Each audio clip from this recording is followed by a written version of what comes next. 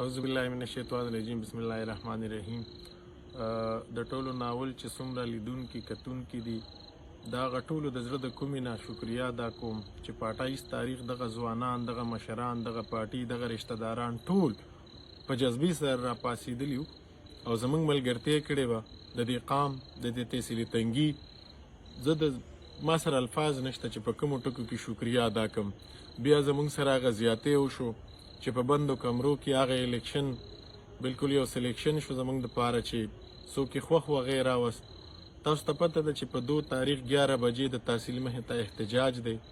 بیا به هم ګټه ستاسو مستقبل دی. همدغه یوه قومي وطن پارټي ده چې دې تحصیلي تنګي ته عزت ورکړی، دراني ورته کتلي. دغه صوبایي چیرمین دی جناب سکندر حیات خان شیرپاو صاحب چې دغه د قام خدمت یې هم کړی دی، دې تحصیلي تنګي له ډېر څه ورکړي دي. هغه ټولو ځوانانو ته مې خواست دی چې انشاءالله تاسو ټول به روزئ د خپل حق د غوښتنو دپاره.